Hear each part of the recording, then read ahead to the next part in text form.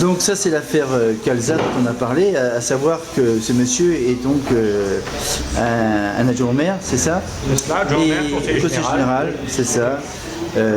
Et quelle est la position quelle est sa position à lui? Qu'est-ce qu'il vous a dit finalement?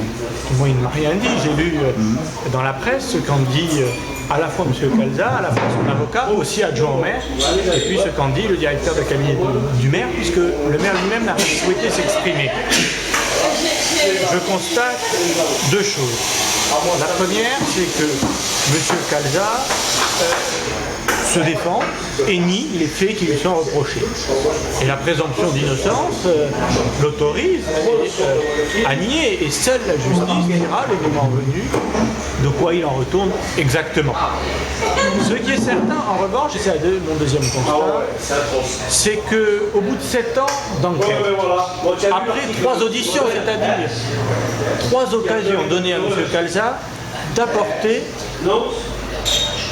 sa justification, sa vision des choses, ses arguments, ses preuves, eh bien, la justice, les enquêteurs, la police ont décidé qu'il y avait matière à un procès. Je constate que l'actuel président de la SDA amène nombre de preuves. Je constate que M. Calza a déjà été condamné par 2 fois, dont une fois, certes dispensé de peine, mais en 2012. Alors, partant de ces 2 constats, qu'est-ce que je dis? Eh bien, je dis, quand M. Cahuzac a été mis en examen, il a démissionné. Quand le premier adjoint du maire d'Antibes a été mis en examen, il a démissionné. Et je m'attendais à ce que, quand M. Calza était mis en examen, le maire lui demande de démissionner. Il n'en est rien, le maire ne dit rien d'ailleurs, il ne répond pas à la presse, et il envoie son directeur de cabinet expliquer que cela n'a rien à voir avec la ville. Ce qui est faux puisqu'il s'agit d'une association subventionnée par la ville, par le conseil général. Ce qui est faux parce que M. Calza est membre de 2 assemblées qu'a présidé Christian Estrosi. Ce qui est faux parce que le maire a demandé en 2007 à son élu en charge de la politique animale de se retirer du conseil d'administration de la société de défense des animaux. Donc cela a une répercussion politique, cela a un rôle politique. M. Calza, par les fonctions qu'il occupe au sein d'un exécutif municipal, a un pouvoir de décision. Et je suis inquiet quant à la façon qu'il aura de mettre en œuvre ce pouvoir de décision. Vous mettez en doute son honnêteté là? Son honnêteté? Oui.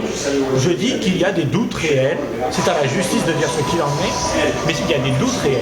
Et en matière politique, je crois qu'il y a un devoir, un principe de précaution à mettre en œuvre. Ce principe de précaution, que dit-il?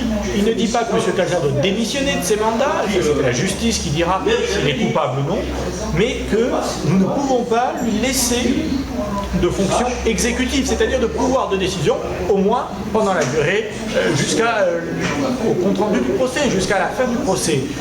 Je crois que ce serait une mesure de bonne gestion, une mesure de saine administration, ça permettrait d'apaiser les choses. Le choix de Christian Estrosi de se murer dans le silence est grave, parce qu'il est soit complice de la tentative d'étouffement de l'affaire, soit incompétent. Et en la matière, en tout cas, je ne crois pas que Christian Estrosi soit incompétent. Alors, vous voyez, il y a véritablement un besoin de faire éclater l'affaire. C'est pour ça que, sans velléité politique, sans velléité partisane, j'ai souhaité m'investir aux côtés de la SDA sur ce dossier. Alors, je crois que c'est un dossier important. C'est un dossier sur la moralité publique, sur la moralisation de la vie publique, qui est un débat en ce moment qui intéresse, semble-t-il, les Français, et à juste titre. Alors, je comprends bien que M. le maire soit gêné de cette application de ce qu'on appelle finalement au niveau national la jurisprudence Balladur, c'est-à-dire la démission ou le retrait au moins des élus mis en examen ou inquiétés par la justice. En effet, M. Calza n'est pas le seul. Mais ces fonctions ne sont pas mises en cause actuellement. Non, ces fonctions ne sont pas mises en cause. Mais ce sont des fonctions différentes. Alors, c'est 2 choses différentes, mais ça démontre montre, ça témoigne, en tout cas, d'un risque de détournement de missions d'utilité publique à des fins personnelles. Ça démontre d'une certaine... De fond, carrément, de fond. Il y a des missions, des fonds. Des détournements de fonds, mais il y a d'autres façons. Je veux dire, cette façon de jouer le système D en violation de la loi, cette façon de détourner les fonctions, cette façon de profiter à gauche, à droite des avantages des locaux, des employés, des hommes, des femmes, de mettre tout le monde sous sa coupe, fait qu'au jour d'aujourd'hui, j'affirme que M. Calza ne peut pas continuer comme cela à avancer masqué au sein du conseil municipal. Il doit assumer ses responsabilités et je souhaite qu'on lui retire cette délégation. Alors je comprends que Christian Estrosi est embêté avec ce principe de retrait des délégations pour les élus mis en cause. M. Benchimol est lui-même mis en cause, autre adjoint.